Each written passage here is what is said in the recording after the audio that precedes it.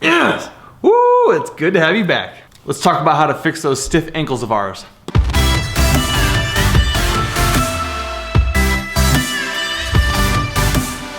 Throughout the years, I've seen a lot of different ways that people have tried to increase their range of motion or their ankle flexibility, and that's one of the things that I wanted to share with you today. Ankle flexibility is important for athletes for a multitude of reasons. We can run, jump, cut, squat better. It also helps displace load evenly throughout various lifts. Early on in my athletic career, I realized that I needed to be proactive about my ankle mobility if I was gonna maximize myself as an athlete. Because let's be honest, ain't nobody got time for stiff ankles.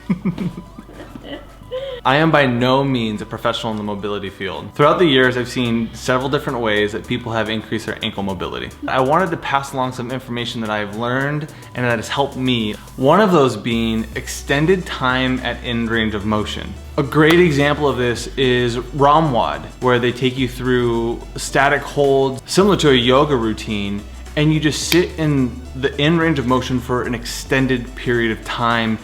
We're talking like 2 to 5 minutes. Those tend to be really passive. You're not active, you're just leaning into it, relaxing, and letting gravity do its work. Another one along those lines of end range of motion is weighted end range of motion, where you take an object like a 45-pound plate or a D-ball, and you get at the end range of your motion, where your ankle is completely flexed, and you just put the weight on there and you sit passively and just continue to let gravity do its work. So if you have a few minutes before your workout, grab something that is heavy-ish, get into a comfortable position, maybe have your back up against the wall, and get to end range of motion and set that on top of your knees in a comfortable spot and just sit there for 2 minutes. You don't want to get too uncomfortable, but be there long enough to feel a good stretch. Another good option is ankle flossing.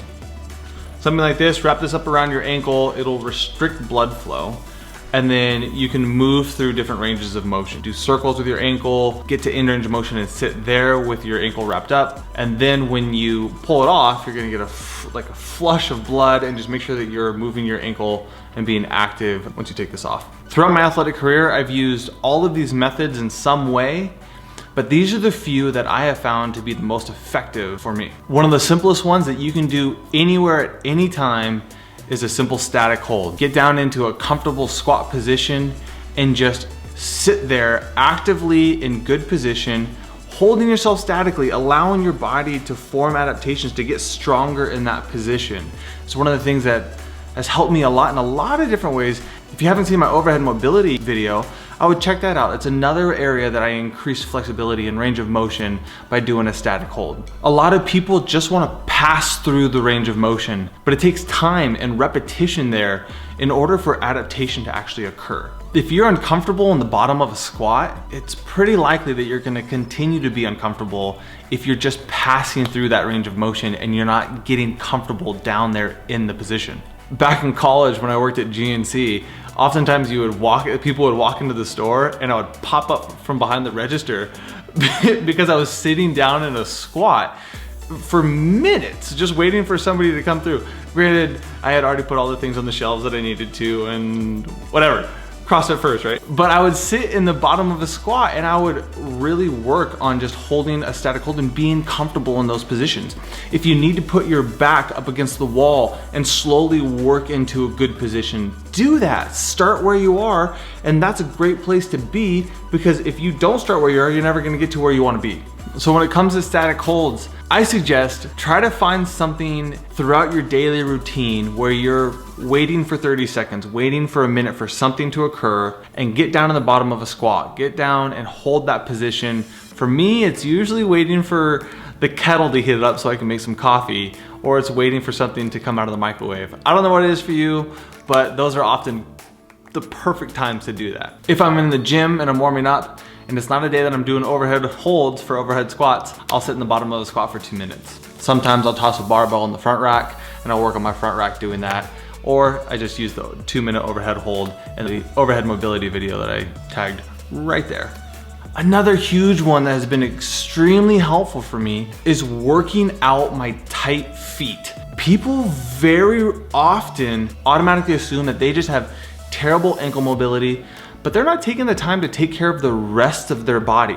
Sometimes, and often, The problem isn't actually your ankles, and it's somewhere else on your body, like your feet or your calves. I spend a lot of time, especially on weeks that I put a lot of miles on my feet running, or I do a lot of box jumps, and my feet start to get tight. I'll notice that my ankles will start to get tight as well. And that's when I usually notice it when I start squatting or try to do Olympic lifting and I'm just not able to get into good positions. And I'll think like, my feet are pretty tight, and I'll work those out. I'll roll my calves out, and sure enough, like my ankles start to get a lot more range of motion and the mobility of them increase dramatically. So when I notice my feet getting tight, the first thing that I'll do is I'll take a lacrosse ball and I'll stand up and I'll just roll my feet out on it. I'll stand on it, I'll put some pressure, roll back and forth, and just see if I can work some of that fascia at the bottom of my foot and see if I can get it loose. One of my favorite ways to loosen up my calves is putting my calf on the foam roller and then pushing my foot down and pulling it back, pushing it down and pulling it back,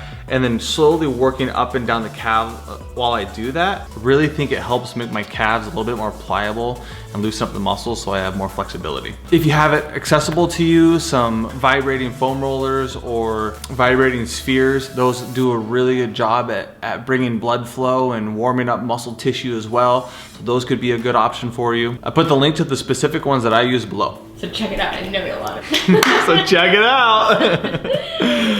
Genesee hates it when I say that. And one of the other things I'll do to loosen up my feet and calves is just sit back on my feet. I probably sit in that position for usually 3 to 5 minutes. I'll start sit up a little bit, and then I'll slowly work my way back over time. With all that said, don't just look at the problem area.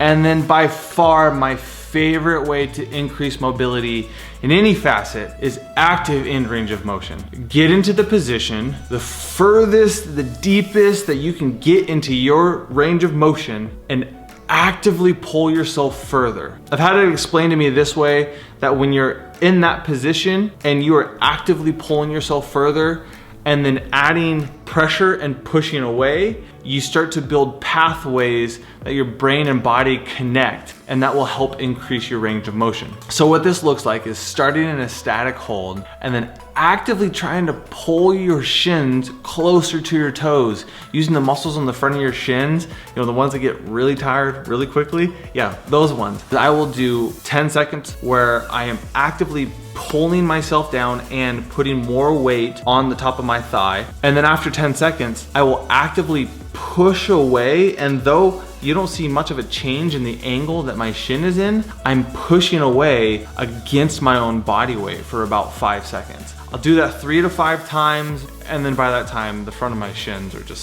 super tired. I gotta stand up and get out of the squat. But then I'll repeat that like 3 different times. That's just my favorite one. I'm sure that there are several different ways to increase your ankle flexibility and your ankle mobility. So if you have any suggestions, please leave those in the comments below for other people to see. Well guys, that just about does it for me.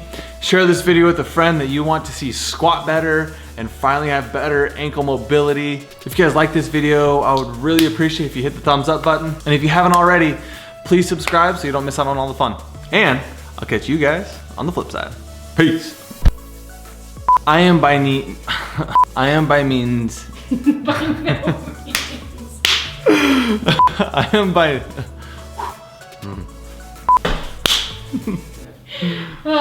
take 10.